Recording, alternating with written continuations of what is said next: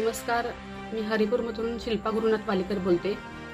माझे पती गुरुनाथ शिवाजी वालीकर गेली 3 वर्ष झालं मला शारीरिक आणि मानसिक छळ करत आहेत।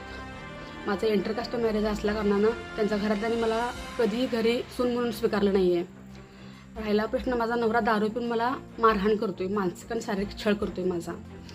27 तारखेच्या रात्री 10 वाजता मैत्रिणीकडे गेले असता त्यानं मला घरी आल्यानंतर भिंतीवर डोकं आदळून त्यानं मारहाण केली।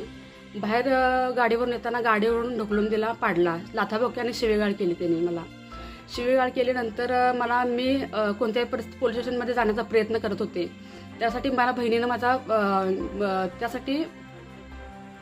बहीण माझी मध्ये पडली, मारू नका, आई माझी मध्ये पडली, पण तो ऐकताना काय ऐकलं नाही माझं।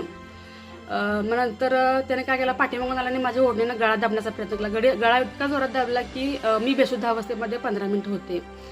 कसे आईनं बहिणीनं रिक्षा बोलवून मला रिक्षामध्ये बसवलं। तिथून 112ला कॉल केला, रिक्षात बसवून 112ला कॉल केला, पण कोणीही पोलीस मदत मला मिळाली नाही।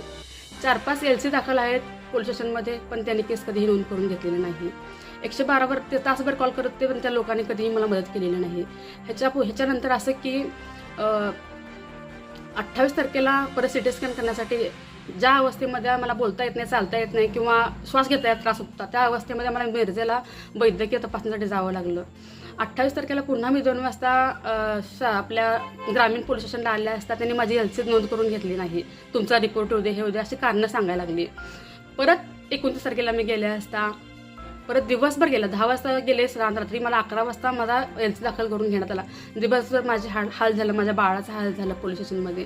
पोलीस स्टेशनमधल्या बनसोडे सरांनी मला मदत केली। आज पंचनाम्यासाठी सकाळी आले होते, पण मी प्रेशर जेव्हा टाकली तेव्हा माझ्यावर कारवाई करण्यात आली की 112वरती जो कॉल केला त्याची लाजिरवाणी गोष्ट अशी वाटते की त्यांनी महिलांना मदत करत नाही, हा नंबर नुसताच नावाला लावलेला आहे।